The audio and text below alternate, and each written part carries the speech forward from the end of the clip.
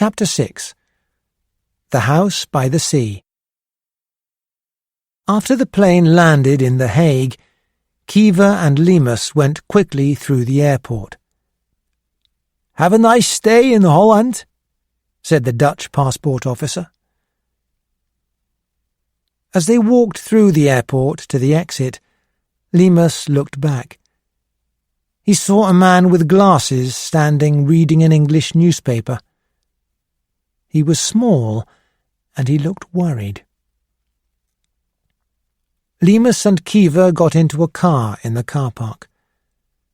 The driver never spoke as she drove them out of The Hague. Lemus had been there during the war, and he guessed that they were travelling towards the coast. After a short time, the car stopped at a small house by the sea, and a friendly woman opened the door and let them in. Lemus saw a man in a raincoat getting out of another car. "Welcome," the woman said. "Did you have a good journey?" "Yes," replied Kiva. "It was a very good flight." "That's good," she replied, and she disappeared.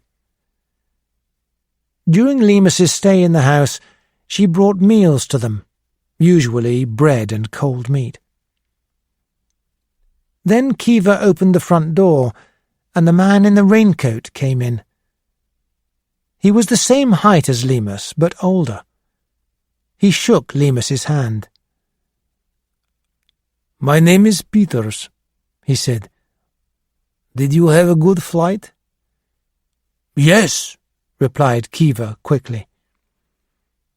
"Mr. Lemus and I have a lot to discuss," said Peters to Kiva. "You can leave now." Kiva smiled. "Goodbye, and good luck," he said to Lemus, and held out his hand. Lemus nodded, but did not shake his hand. Kiva left the house quietly. Peters went into a room at the back of the house, and Lemus followed him. "Listen," said Lemus, suddenly sounding very nervous. "We both know why we're here. I'm a defector, and you're going to pay me for information. You don't all have to pretend that you like me and want to be nice to me." "Kiva told me that you were a proud man," replied Peters, sitting down at a table. He spoke English very well. Lemus guessed that he was Russian, but he was not sure. He sat down too.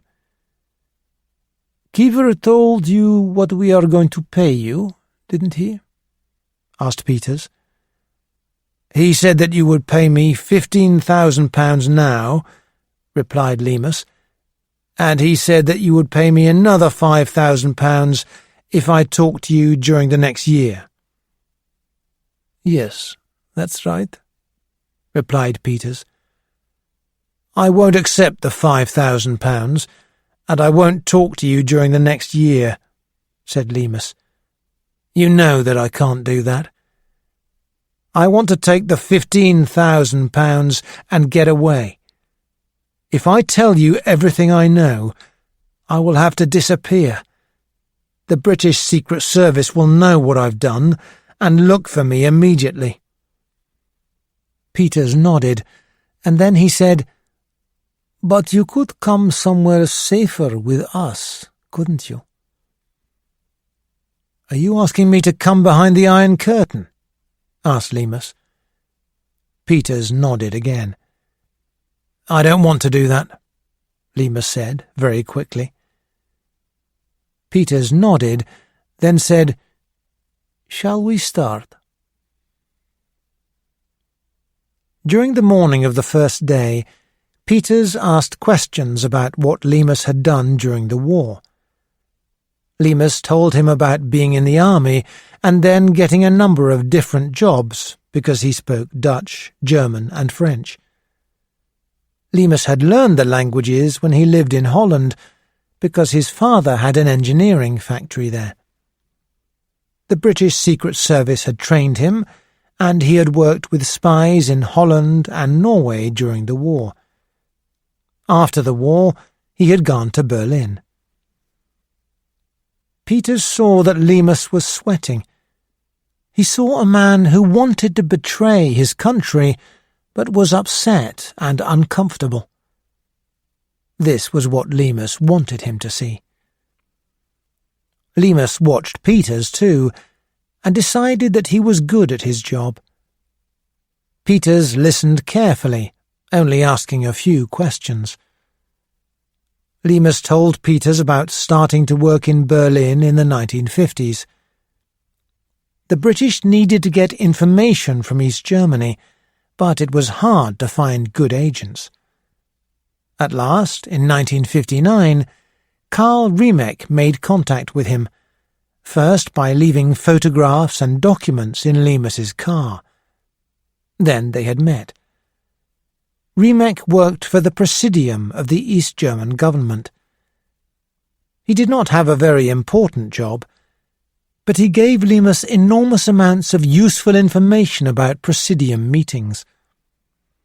He also gave Lemus the names and jobs of people in the East German Secret Service.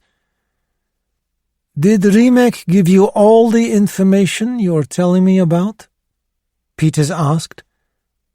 "Yes, of course," replied Lemus. "I see," said Peters. "Please, go on." Peters filled Lemus's glass with more whiskey, as he had done often during the interrogation, and Lemus continued. Bit by bit, he told Peters all about Riemek's work. He gave the names of other agents who Riemek had introduced to Lemus, and the dates they had started being agents. He explained what the circus had thought and how much they had paid Riemek.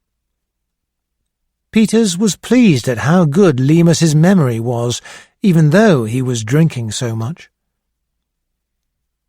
"I don't believe you," said Peters after a while. "Riemek's job wasn't important enough. He couldn't do all this on his own." "He did do it," said Lemus, suddenly becoming angry. "Didn't the circus wonder whether there was another person helping him?" asked Peters. "No," replied Lemus. "Oh, that's interesting," said Peters thoughtfully. Then, after a moment, he said, "You heard about Riemek's woman, didn't you?" "What about her?" asked Lemus. "She was murdered a week ago. She was shot as she left a flat in West Berlin." Lemus was very surprised. She was in West Berlin. Why wasn't she safe there? He thought. Did Riemek tell her the name of another East German agent? And did that agent arrange for someone to kill her so she didn't tell anyone the name? That night, Lemus continued to think about the woman's death.